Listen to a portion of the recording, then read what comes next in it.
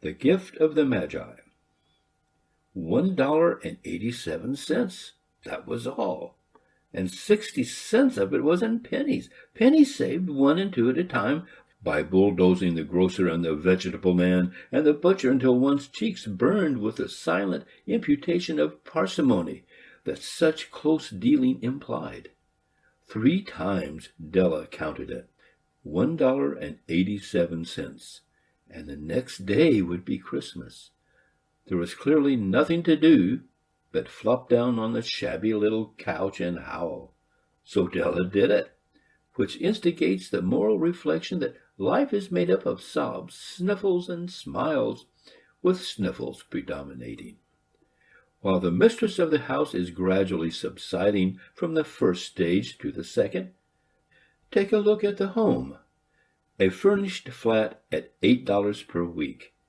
It did not exactly beggar description, but it certainly had that word on the lookout for the mendicancy squad. In the vestibule below was a letter box into which no letter would go, and an electric button from which no mortal finger could coax a ring. Also appertaining thereunto was a card bearing the name Mr. James Dillingham Young. The Dillingham had been flung to the breeze during a former period of prosperity when its possessor was being paid $30 a week. Now, when the income was shrunk to 20, though they were thinking seriously of contracting to a modest and unassuming D, but whenever Mr. James Dillingham Young came home and reached his flat above, he was called Jim, and greatly hugged by Mrs. James Dillingham Young, already introduced to you as Della, which is all very good. Della finished her cry and attended to her cheeks with the powder rag. She stood by the window and looked out dully at a gray cat walking a gray fence in a gray backyard.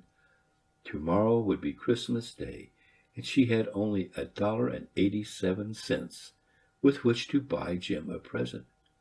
She had been saving every penny she could for months, with this result. $20 a week doesn't go far. Expenses had been greater than she had calculated. Well, they always are. Only $1.87 to buy a present for Jim. Her Jim. Many a happy hour she had spent planning for something nice for him, something fine and rare and sterling, something just a little bit near to being worthy of the honor of being owned by Jim. There was a pier glass between the windows of the room. Perhaps you have seen pier glass in an $8 flat. A very thin and very agile person may, by observing his reflection in a rapid sequence of longitudinal strips, obtain a fairly accurate conception of his looks. Della, being slender, had mastered the art. Suddenly she whirled from the window and stood before the glass. Her eyes were shining brilliantly, but her face had lost its color within 20 seconds. Rapidly, she pulled down her hair and let it fall to its full length. Now there were 2 possessions of the James Dillingham Youngs in which they both took a mighty pride. One was Jim's gold watch that had been his father's and his grandfather's. The other was Della's hair. Had the Queen of Sheba lived in the flat across the air shaft, Della would have let her hair hang down out the window some day to dry, just to depreciate Her Majesty's jewels and gifts. Had King Solomon been the janitor with all his treasures piled up in the basement, Jim would have pulled out his watch every time he passed, just to see him pluck at his beard from envy. So now Della's beautiful hair fell about her, rippling and shining like a cascade of brown waters. It reached below her knees and made itself almost a garment for her. And then she did it up again, nervously and quickly. Once she faltered for a minute and stood still, while a tear or two splashed on the worn red carpet. On went her old brown jacket, on went her old brown hat, with a swirl of skirts, and with the brilliant sparkle still in her eyes, she fluttered out the door and down the stairs to the street. Where she stopped, the sign read, Madame Sofronie, hair goods of all kinds. One flight up Della ran, and collected herself, panting. Madame, large, too white, chilly, hardly looked the Sofronie. "Will you buy my hair?" asked Della. "I buy hair," said Madame. "Take your head off, and let's have a sight of the looks of it."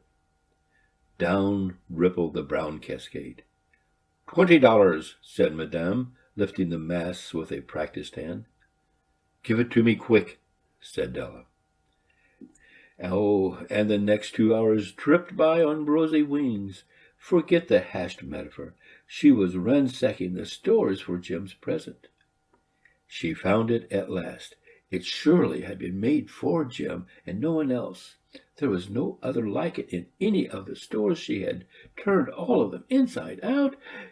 It was a platinum fob chain, simple and chaste in design, properly proclaiming its value by substance alone, and not by meretricious ornamentation, as all good things should do.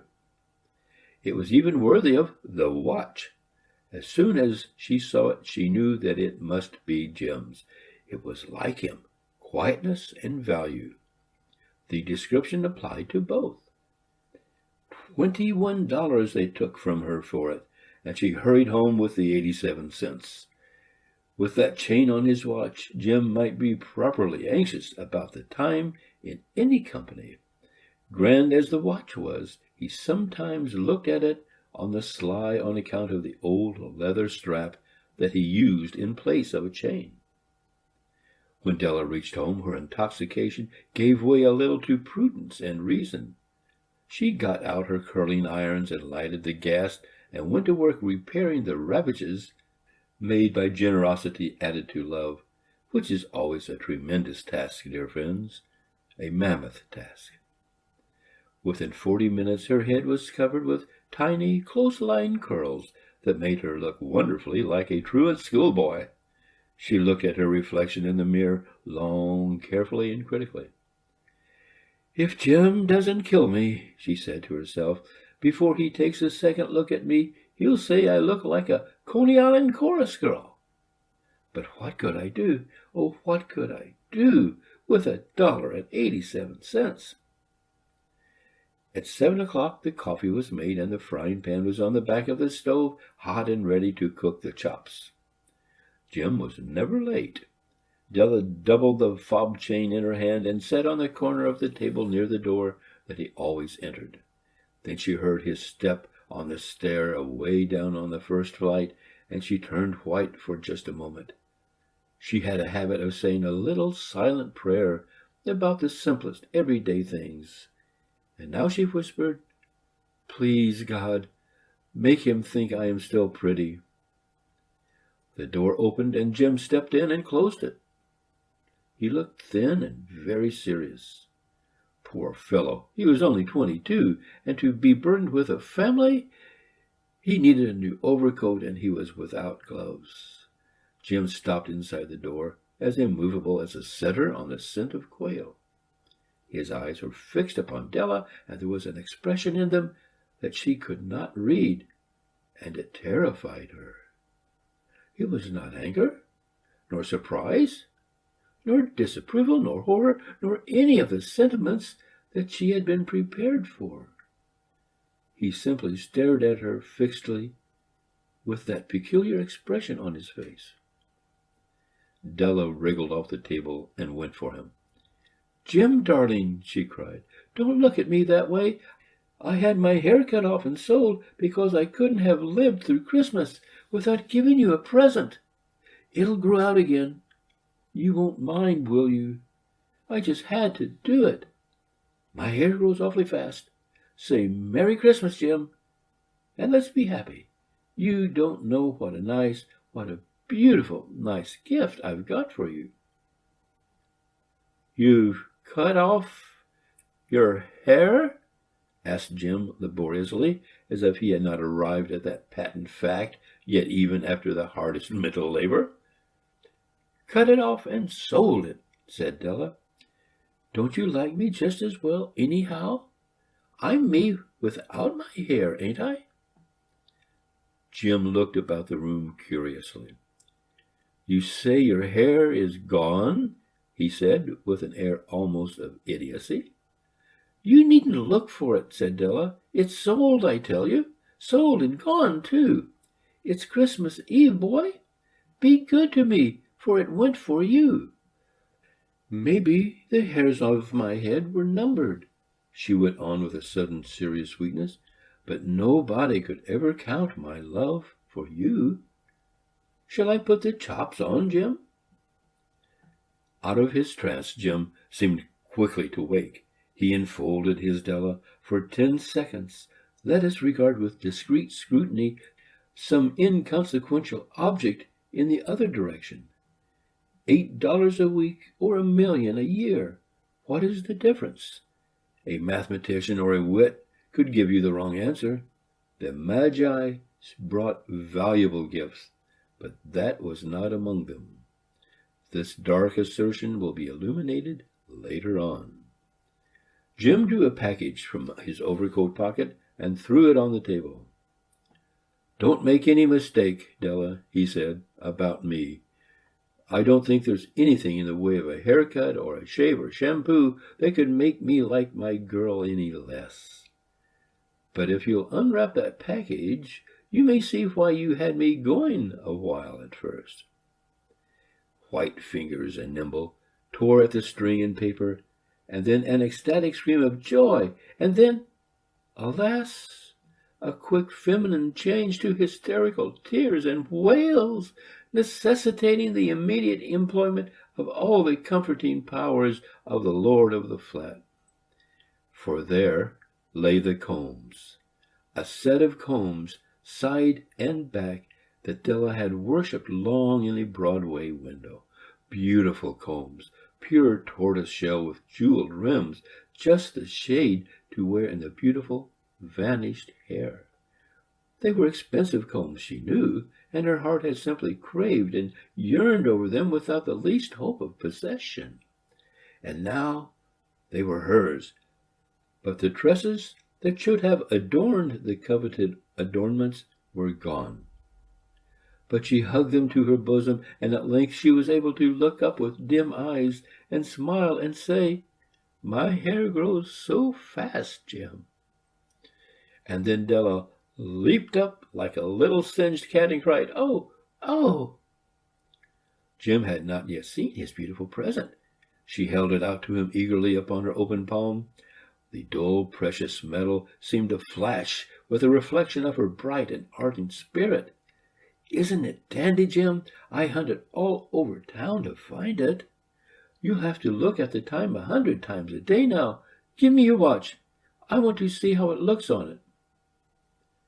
Instead of obeying, Jim tumbled down on the couch and put his hands under the back of his head and smiled.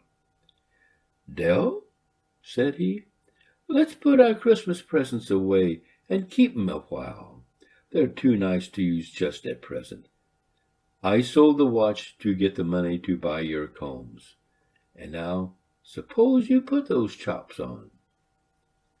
The Magi, as you know, were wise men, wonderfully wise men, who brought gifts to the babe in the manger. They invented the art of giving Christmas presents. Being wise, their gifts were no doubt wise ones, possibly bearing the privilege of exchange in case of duplication. And here I have lamely related to you the uneventful chronicle of 2 foolish children in a flat who most unwisely sacrificed for each other the greatest treasures of their house. But in a last word to the wise of these days, let it be said that of all who give gifts, these 2 were the wisest. Of all who give and receive gifts, such as they are wisest. Everywhere they are wisest. They are the Magi.